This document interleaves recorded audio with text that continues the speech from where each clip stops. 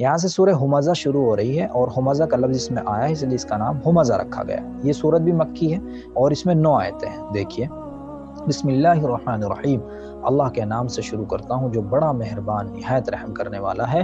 Well لکل ہمزۃ لمزہ الذی جمع مالا وعددہ۔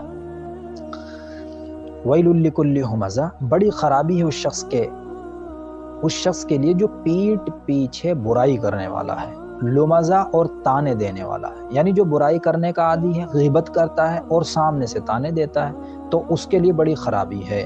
یعنی بہت گھنونا عمل ہے، بہت برا فعل ہے، بہت برا کام ہے کہ کسی کی تم پیچھے برائی کرو اور سامنے اس کو تانا دینا، تو بہت ہی بری بات ہے۔ اللہ حفاظت فرمائے۔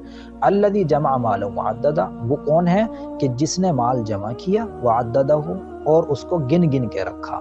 یعنی مال کو کمانا کوئی بری چیز نہیں ہے، لیکن تم اس طرح منہمک ہو جاؤ اس میں کہ مال تمہارے پاس آ گیا، بار بار اسی کو گن رہے ہو، اسی میں لگے ہوئے ہو، تو اس طرح نہیں ہونا چاہیے۔ یحسب ان مالہ اخلدا، وہ یہ سمجھتا ہے کہ اس کا مال اس کو ہمیشہ باقی رکھے گا۔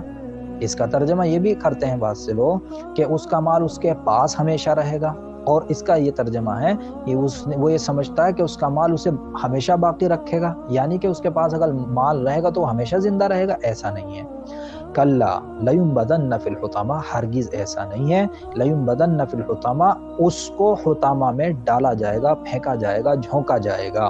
یعنی حطمہ کہتے ہیں چورا چورا کرنے والی کو، اور دوزخ مراد ہے۔ وما ادراک ما الحطمہ، اور تمہیں کیا معلوم کہ وہ حطمہ کیا چیز ہے؟